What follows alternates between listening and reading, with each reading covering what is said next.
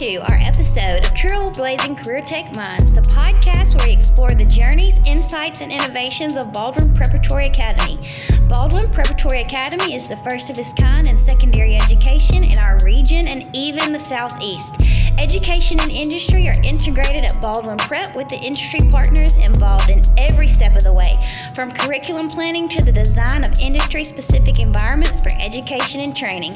So buckle up, get ready to embark on a journey of discovery, innovation, and inspiration. Welcome to the forefront of career tech education. Welcome to Trailblazing Career Tech Minds. I'm your host and career coach, Morel Baxter. Today's Trailblazers are our BPA administrators pushing the boundaries of what's possible in their fields, uncovering the secret to their career trajectories, and discovering the strategies they've employed to navigate this ever-evolving landscape of career tech.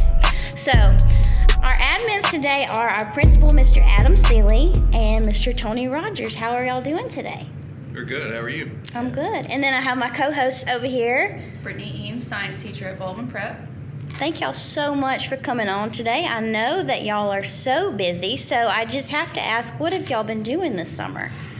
A lot of prep getting ready for the school to open. So there's a lot of things that have to be done when opening a new school that are kind of already in place. You know, if you come into a school that's been established for 10 years, so we're looking at car rider line, where the buses are going to come in and out, where teachers are going to stand for duty. We're trying to work on getting our schedules figured out. We're working on plan A for if we have the entire building, plan B if we have half the building, because some of it's still under construction. So there's a lot of things we're still trying to figure out here 2 weeks before we open. I guess the real question I should ask is, what have you not been doing this summer?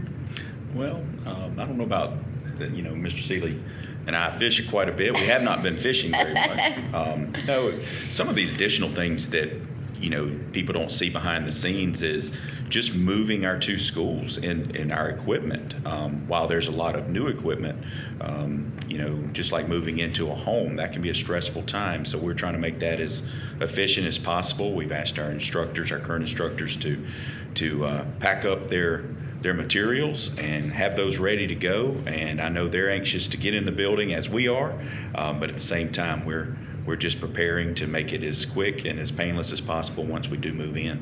I know that y'all been putting in a lot of hours this summer to do everything you can to get our teachers in and get our students in and ready for the new semester, so I know that y'all have been super busy. It's been a lot, hasn't it? It's been great. It's been great. It really has. It's been a great challenge, though. I mean, it's kept us busy. The summer feels like we just let out of in late May, and all of a sudden, the opening of the school is right around the corner. So it's been a blur, and still quite a few things to do. We're not completely ready on the logistical side of BPA, but we're getting everything checked off the boxes. Good deal. I asked Mr. Mowdy the $1 million question whether we were going to be in the building in August. He says, yes, that is the plan, but plans change. That's correct. And so I thought you just mentioned one half of the building is ready, one half is not. Is that right? We hope. Did y'all have a code, somebody had to come in and check safety or something last week? How'd that go? Yeah, they came in last week. Everything went good. There were a few things that had to be fixed, and he's coming back tomorrow, hopefully, to finalize the CO for the south end of the building. Nice. Yeah, I want to take a moment just to, every time I've been by the building, I've been through there on the weekends. There is so many people working to get this thing off the ground, from our Baldwin County employees to the contractors. Each time we go there, it just seems to be, I don't want to over-exaggerate it, but it seems like there's 200 people doing various jobs, and they're just, trying their best to get everything going, because I know they know how important it is. And they're working long hours. And they're doing 7 days a week. 7 days a week. I passed by there, I think it was 7 o'clock, and there was still a lot of cars up there. Well, with it being a school of its kind like it is with Career Tech, and with the construction crews and the electrical crews, and that's kind of their field, so they're taking a special interest in it. So they're taking their time to make sure it's done right and that it looks good, instead of just putting it up to meet a deadline. And we're glad of that. So if we're a little behind, but it's done to perfection, that's okay. So if I'm a student coming to Baldwin Prep, what can I look forward to on the first day of school? I would say the first day, I hope they're all looking forward to what everyone's looking forward to, and that's just seeing the building. You know, we've talked about the first day, we just kind of shut it all down and station teachers around and just let the kids walk and see, you know, what Baldwin Prep has to offer, because we get calls every day, people wanting to come in and see it, and you know, we're excited that our students will get that chance on the first day. I'm glad you said that too, because I know, you know, our industry partnership is going to be just out of this world with Baldwin Prep. So first of all, what are some partnerships you have already made that you're super excited about? And what is it going to look like with so many people wanting to get inside the building and look at our kids working and in the classrooms and in the pods and collaboratively? So what can y'all tell us about that? Tony, you want to talk about the partnerships? Yeah, we have several large donor partnerships, and that's been inspiring, from Novellus to Infirmary Health. Yeah, Infirmary Health. TF Warren Group. Yeah, TF Warren. DR Horton. DR Horton. I mean, these are pivotal partners that we have, but even in that same understanding, we have lots of smaller partnerships, and those you know are important to us, that we don't lose sight of really who has been already partnering with North and South Baldwin over the years. Mm-hmm. You know, they've been supporting us over the years, and which has led to be inspired to see how much support there really is for BPA from these partnerships. You know, I don't want to say that no challenge is too large, but at the same time, the support of the community and our economic workforce development and many different partnerships have been really inspiring as an educator to see the support there. So I'm excited about it. I really am. I am too. So what is the tour rotation going to look like? We could hire a full-time tour guide, I feel like, for this building, and they'd be busy every single day. I believe they would be. You know, we did a lot of tours of schools while we were in the process of building Baldwin Prep, and we visited one school out in Amarillo, Texas, that was a year and a half into the school being open, and we were over their 15,000th tour that they had done. Wow. So, you know, we think we're going to have a lot, and trying to figure out who can come when and where, and you know, it's going to be a challenge, and it could probably be a full-time job for a career coach, possibly. Yeah. But we will figure it out. Just add it to your job description. Yes. Well, but to piggyback, we've spitballed a lot of ideas on how to manage that. One of our pillars of our students, that we want them to take ownership, be able to have some of the soft skills. So Mr. Seeley's had the idea, and we backed it, to use student ambassadors to do these tours. You know, we don't want to take away from their curriculum and learning, but you know, if a student can come in and address a group and be able to take them on a tour, and my gosh, that's a great experience for a 16, 17-year-old student to be able to, you know, have that just soft skills, just being able to, you know, speak with adults, educational side and the career tech, and just be able to do a good job with that. So we want to train them and then really turn over the tours to our students. I love that idea. I want to piggyback on that, Mr. Rogers, because I was just fixing to say, we were talking about that before we walked in. Tell them. And that's something on the core side that we really want to partner with the career tech teachers to work on those skills, those soft skills, because we saw them this past year at competitions, and we saw the need in that. We know if we all can partner together and help do that, it's just going to make them a better employee down the road. Right. But then, like you said, turning the tours over. I mean, how cool would that be? Mm-hmm. You come into Baldwin Prep and it's not the adults running the show, it's the students, and they're really taking ownership of the building that they're in. We actually, I would love to take credit for that idea. But we saw that on a tour when we visited a school in Houston. So the principal came in and he spoke to our group, and then he introduced these 6 students and said, you know, these are ambassadors for our school, and they will do the tour. And he said, if you have any question about the school, don't hold it for when you get back in here and we meet again, because they know the school better than I do. That says a lot. It says a lot.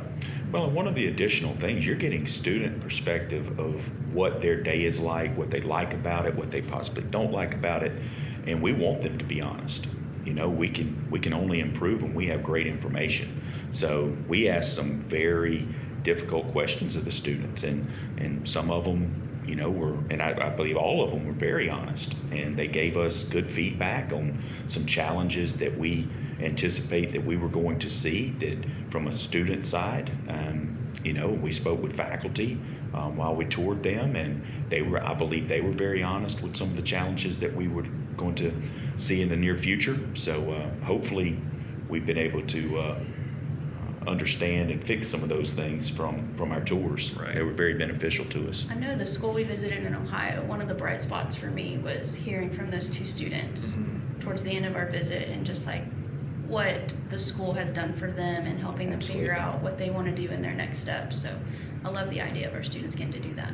Well, you know, they're our product. They are our end result business, however you want to do it. If a business makes widgets and gadgets, well, students are our widgets and gadgets. And so if we can produce the best product possible, that is exactly what we're looking to do. And I remember you saying at a parent night, if they have that Baldwin Prep stamp on their diploma, they are work ready. Absolutely. Yeah, we've told industry it may not be the best welder, he may not be the best cosmetologist, but they're going to be the best employee because they've learned the soft skills and graduated with those skills to come in and do the things it takes to learn what they need to learn from that industry. So, you know, I'm never going to say we're going to produce a student that can go right out and weld on the pipeline, but he can go out there and learn, and he's going to show up every day. He's going to do he's going to have what it takes. Absolutely. We were talking about soft skills before y'all actually walked in for recording about one of the tactics that you were going to use in your core class, where if a student speaks, they stand up, and that just gets them used to speaking in front of people, helps their communication. I love that. Yeah, we visited a school called Ron Clark Academy in Atlanta, Georgia, and one of the things that stood out to us about them was just how confident their students were, even as young as like 3rd or 4th grade, and that they carried on a conversation with adults. They had a firm handshake, they made eye contact, but in the classroom there was no raising hands. They stood up out of their seat and with confidence said what the answer was, but then it wasn't just always what's the right answer. It's, I realized I did this wrong, and was showcasing and modeling like their thought process. And then a student would sit down, and then another student would stand up and say, I actually did the same exact mistake. So creating that environment where the students are comfortable to admit when they're wrong and when to ask for help, we're hoping we can do that, especially on the core side. That's so cool. What do y'all think, in your perspective, was the whole idea behind Baldwin Prep? I think the biggest thing was just the lack of employees for the businesses coming in. You know, Lee Lawson was instrumental with EDA, you know, with coming in and meeting with Mr. Tyler and with the board and talking about the fact that, you know, they had that 3,000 acre mega site up by the interstate, but it was hard to recruit businesses. So, you know, we needed to create a pipeline of workers so that businesses felt comfortable. Okay, we can come here because we see there's generational workers coming, because we see what's in place to make sure those generational workers are coming. And you know, the second side of that is that North and South Baldwin, our 2 career tech schools, were both built in 1971, and they've seen their better days. You know, they're outdated. We talked about renovating, but really, you know, for what industry is now, we couldn't retrofit those buildings to even be adequate for what we needed. So through the guidance of Mr. Tyler and the board, and them letting us travel the country and look at different schools and take bits and pieces of each school that we thought would work best for Baldwin County, the idea of Baldwin Prep was birthed. So you described what year 1 likely is going to look like. What do you envision year 10 will look like at Baldwin Prep? I hope it looks like year 1. And what I mean by that, you know, year 1 we're going to be working kinks out. Obviously, year 10 we hope there's less kinks. But as far as industry involvement, you know, industry is so ready to see what we're going to do, so ready to see what we're going to produce, and we hope that, you know, 10 years from now, industry's still excited to those students coming out the door. They're still knocking on the door. They're still offering, to come to the advisory council meetings. They're offering to send people to help us teach on lessons that maybe our instructors aren't very good at. 10 years down the road, I don't want the excitement of the building to fizzle out. I don't think you have to worry about that. At the same time, 10 years from now, things have changed so much that we have to adapt. There may be new programs that we need to expand into. I don't have a vision for what the next level of industry is going to look like, but we have to listen to our partners, listen to our business partners especially, and be able to, change and adapt with what their needs are.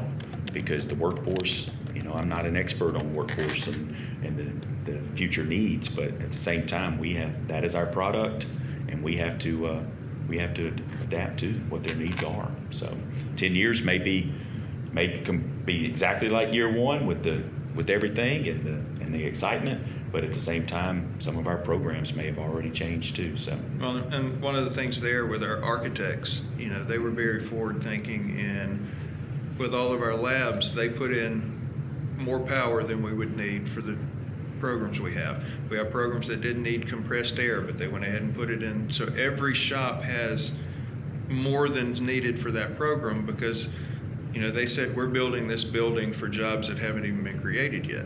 So we want to make sure that if something needs to change, we don't retrofit the building, it's already there. So, it's a very innovative school, but we had some very innovative architects that were building it. That's really cool.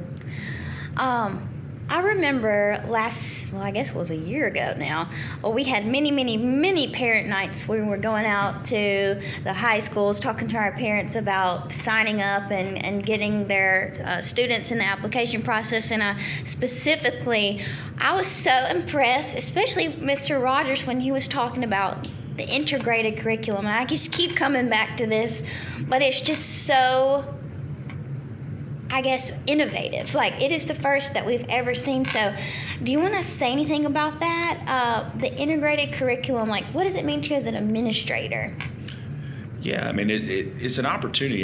This is my 25th year, going into my 25th year in education. I was a social science teacher for 16. I've coached many sports. I've driven buses. And so my career has evolved. And while in a high school setting, a traditional high school setting, students, one of the challenges, and teachers had that monumental task of inspiring students to see the relevance in what they're teaching. And that's always a challenge. I envision with BPA that, a science teacher has all kinds of tools right there with the most advanced tech. And so with lesson plans and being able to create some of those integral things that you mentioned, and being a combined CTE and core curriculum, what better way? Just for example, I have a home building background, but heat transference. Just make it simple. With science, I can't correlate that exact term in where it is in the curriculum, but I'm sure it's there. But what better way to have an experiment? Your students go into building construction, they build a small, let's just make it simple, a small structure, and they're able to do various experiments, from something that's recyclable. Let's just keep it really at home. What if we use students, you give them an opportunity to use anything from pine straw to Mardi Gras beads. Put it in the walls, see how well it insulates. Worst thing is they realize Mardi Gras beads do not insulate very well. But just giving them that type of autonomy to go out, create an experiment that correlates back to science, see the relevance in it, and oh, by the way, maybe they're in building construction and they can use it for a career.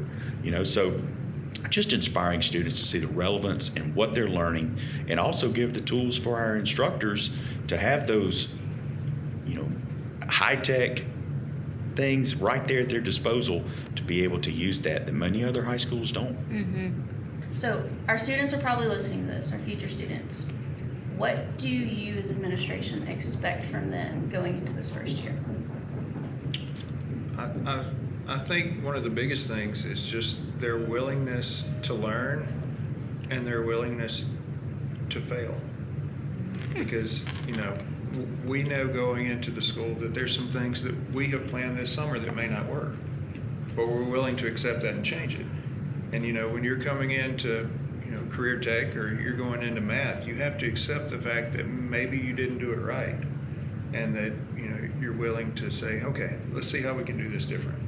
And, because we have students that come in and they get frustrated because they didn't get it right and they shut down. But just being willing to say, okay, this didn't work. How can we do it different? And, if you can do that, then everything else I feel like falls into place. We need to teach them how to fail gracefully, be able to get themselves back up and to try again. Yeah, well, I mean, we have an opportunity. Our students are coming in. I hate to say a blank slate. We need to teach them as, I don't want to use kindergartners, but it's something as simple as they're coming in. They need to understand, safety for a moment. We can't assume that they immediately understand workplace safety, so we're going to have to teach that. Those levels of standards for them too. That's just one example of many things that we're going to have to understand our students. And by year 3, they really understand what the workplace is like, and especially with some of our partnerships, to be able to allow them to go in and intern or work with those partners, and really come back and say, hey, I understand now. This is what work life is, and be able to see that even with BPA. I think that's going to be such a unique opportunity, because at a traditional school, you talk about it, or even just at North and South Baldwin, you talk about it, but the role that industry is playing in Baldwin Prep is going to allow them to learn about it and then meet the people who have the expectations that they know how to do it when they do go into their field. And hopefully get them a job. Well, we've talked about our industry partners, and they are vital to us, but one of the main things that they have told us is we need workers that show up on time, work collaboratively, and those are some of the pillars that we want for BPA, and that's huge.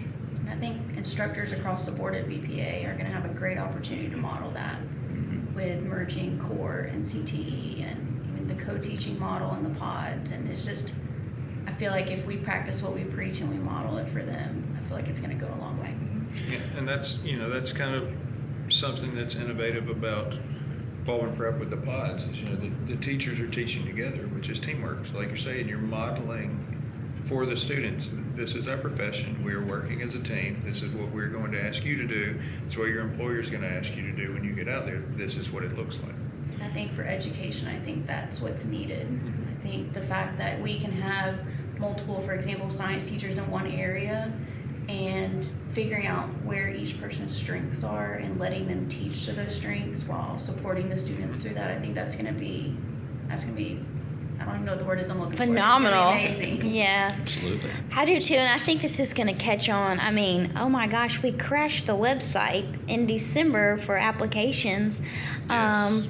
Within 10 minutes. The website Yeah, in went 10 down. minutes, and we're not even open yet, and they crashed the website. But you're going to get these students in this year, and I just feel like we're going to have a lot of success stories. So what would you say to students who want to come to us next year? What type of student are you guys looking for? I personally am just looking for a student that wants to expand their resume.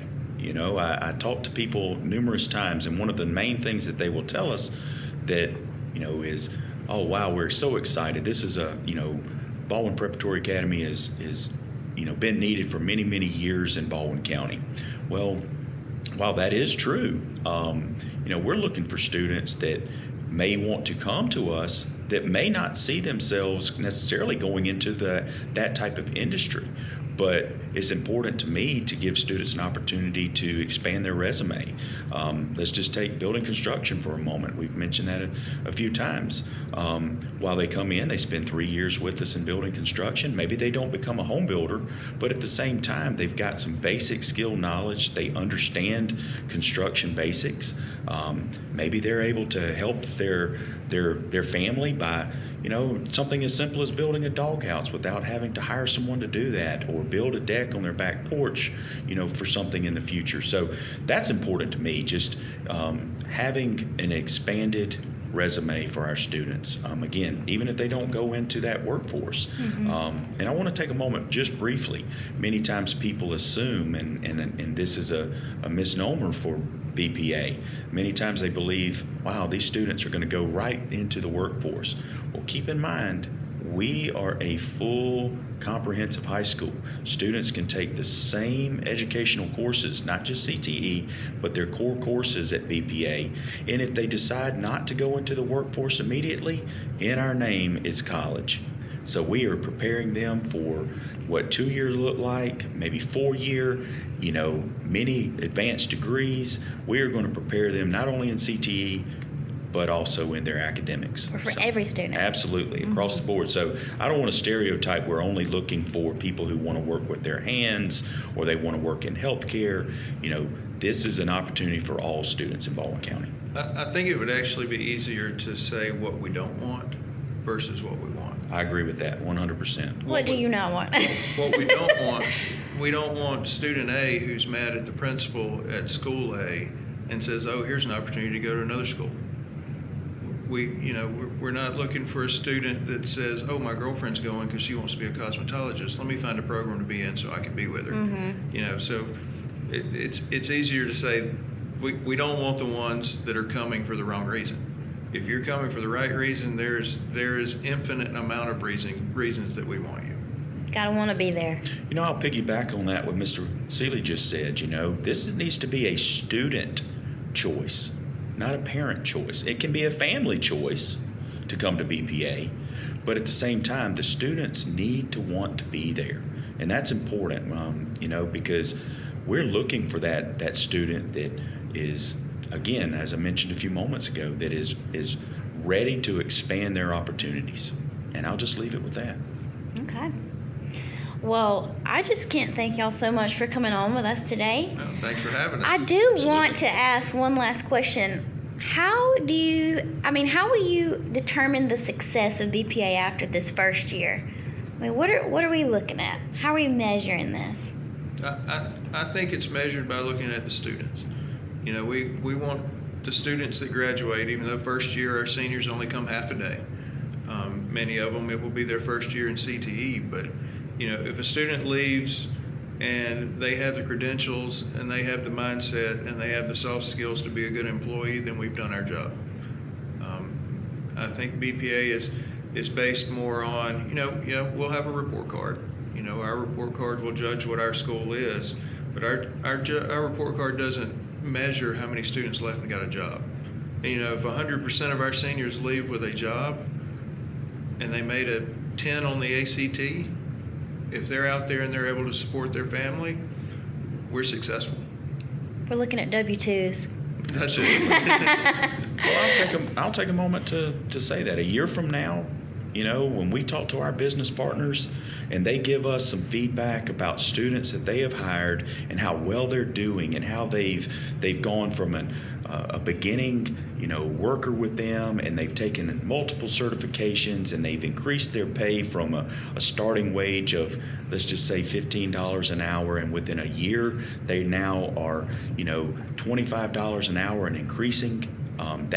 That is great. Many times educators, we get a random email or a letter from a student that we previously taught and what they're doing, but these are direct information that our employers are telling us that many times they can say, wow, we want to really brag upon those 4 students that came to work at our place and how well they're doing and how well you guys prepared them for our work environment. That's success to me. And I just feel overall with the soft skills and the way that things are going to be taught here, that you're just making them good people. Mm-hmm. Absolutely. Just, So I just can't thank y'all enough for what you're doing with our students and all the work that y'all put in. I mean, this is just going to be absolutely incredible. I can't wait to see what's going to happen in next month, the next year. It's just all very exciting. Yeah. So I'm excited to get in the building and our students get in, and then you're able to interview some of our students to get their, oh yeah, their take on we it. can't wait to have them on here. Yes. I'd be remiss, and I know Mr. Seeley will back this up, we've been tasked with running the building, getting everything going on the logistical side, but from the building side and the board and the public to be able to support a $100 million facility. They just gave us the keys to it. We're helping drive it, but we didn't completely build it. That's right. And so, I know that's important to make sure our students, our parents, and our stakeholders understand that the board supported this. This was an initiative that was long before I became on board with BPA, and so I just Me as well. Yeah, absolutely. It's just something that we don't want to just glaze over. We want to make sure we give credit where credit's due. Well, thank y'all. I really enjoyed hearing about this today. Enjoyed it also. Well, I want to have y'all come back. Hopefully next time when we're back here, we'll be in the school. Absolutely. That would be great. I know. Well, thank y'all so much. Thank Thanks. you.